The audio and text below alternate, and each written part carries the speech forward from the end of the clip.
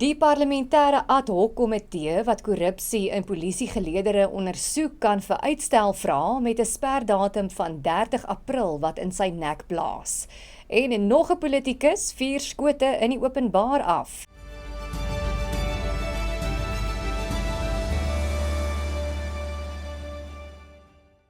Goeiemiddag en baie welkom by die Afrikaanse Visuele Bulletin op Pretoria FM op die Woensdag 29 April. Ek is Esmerie Eysel en hierdie nuusbulletin is met trots geborg deur Solidariteit. Verdere uitstel vir die parlementêre ondersoek na polisiekorrupsie is moontlik weens 'n tekort aan hulpbronne en regshulp. Die ad hoc komitee is besig om 'n verslag saam te stel na afloop van openbare verhore, insluitend getuienis van die KwaZulu-Natalse polisiekommissaris, luitenant-generaal Nhlanhla Mkhwanazi. Lede van die komitee sê hulle is teleurgestel dat die proses nog nie afgehandel is nie, ondanks 'n sperdatum van 30 April. Daar is kommer dat te min personeel aan die verslag werk en 'n voorlopige verslag word nou eers aanstaande week verwag. Nog 'n verlenging kan oorweeg word sodra die konsepverslag ingedien is. Die seun van wyle Robert Mugabe, Bellarmine Mugabe, is in die Landdroshof in Alexandra 'n boete van R600,000 opgelê. Hy word Woensdag na Zimbabwe gedeporteer weens immigrasieoortredings en die rig van 'n speelgoedvuurwapen.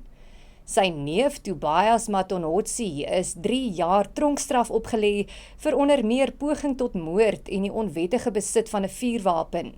Die vonnisoplegging volg op 'n skietvoorval waarin 'n tuinwerker gewond is. Die slagoffer is R250,000 in vergoeding aangebied en 'n verdere R150,000 beloof. Mugabe is ook onbevoeg verklaar om ooit weer 'n vuurwapen te besit. Die gewese vroedvrou en oudverpleegkundige Yolandi Marits Forsie is vandag in die Hooggeregshof in Pretoria borgtog geweier. Regter Papi Mosopa het bevind dat sy nie buitengewone omstandighede bewys het waarom haar vrylating op borgtog in belang van geregtigheid sal wees nie.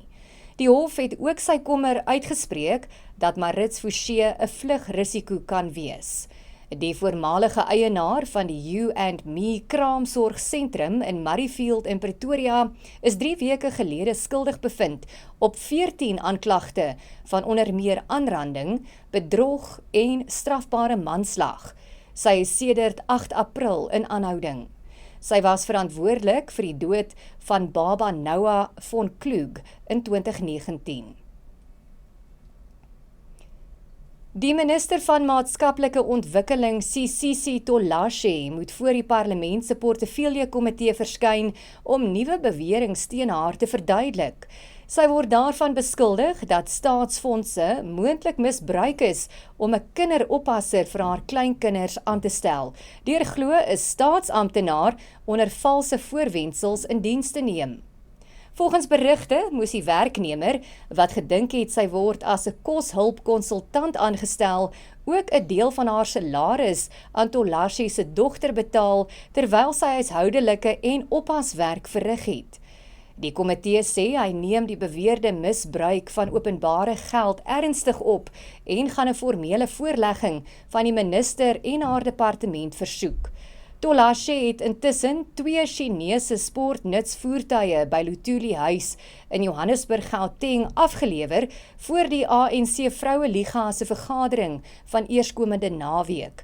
Een van die voertuie is egter nie die oorspronklike wat sy as skenking in ontvangs geneem het nie.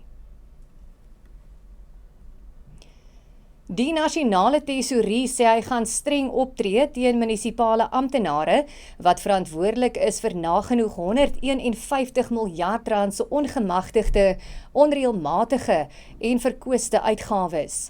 Volgens die ouditeur-generaal Tsakani Maluleke het Suid-Afrika se 257 munisipaliteite miljarde rand in onreëlmatige en verkwiste uitgawes aangegaan, met die grootste deel in onreëlmatige besteding. Die nasionale tesourie sê die wet op munisipale finansiële bestuur maak dit moontlik om individue, insluitend amptenare en politieke amptdraers aanspreeklik te hou wanneer nalatigheid of wangedrag tot geldverliese lei. Die burgerregteorganisasie AfriForum het 'n amptelike klag by die polisie teen die oud-burgemeester van Johannesburg, Tapelo Amat, gelê. Dit volg nadat 'n video op sosiale media versprei is waarin 'n man wat glo Amat is, herhaaldelik skote tydens 'n begrafnis afvuur. AfriForum het die polisiediens versoek om ingevolge die wet op die beheer van vuurwapens 5 klagte teen Amat te ondersoek. Dit sluit die onwettige besit van 'n vuurwapen en 'n roekelose optrede in 'n woongebied in. Volgens AfriForum se hoofwoordvoerder vir gemeenskapsveiligheid, Jacques Broodryk, moet die wet sonder uitsondering toegepas word. 'n Verslag wat Europa se Copernicus-program uitgereik het, toon dat klimaatsverandering verlede jaar tot intense hittegolwe, veldbrande en droogtes op groot dele van die vasteland gelei het. Volgens die verslag het minstens 95% van Europa bo-gemiddelde jaarlikse temperature ervaar. Europa is die vasteland waar temperature die vinnigste toeneem en weens klimaatsverandering word hoër temperature meer algemeen.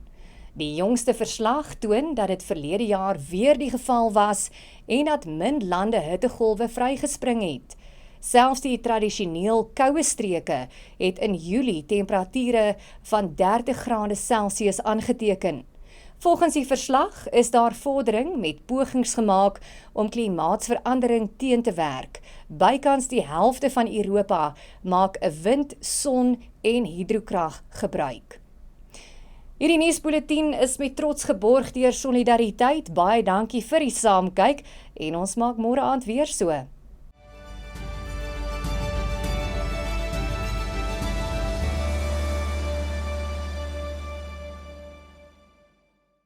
Ek is bang, dit's tyd. Jy kan dit doen, jy kan dit doen. Ek kan dit nie, ek's 'n bietjie bang, maar jy gaan nie dit. Wag nou. Ek het dit. En nou? Great, you like it. Wat maak jy? Ek moet hier wees. Ek moet dit doen. Waarvan praat jy? Hulle sê solidariteit is op almal se lippe. Jy hoef nie dit toe te kry nie. Kom, is maklik, ek wys jou. Hoorie, Janko. Moenie dit oordink nie. Sluit aan by Solidariteit. Vinnig, gerieflik en pynloos.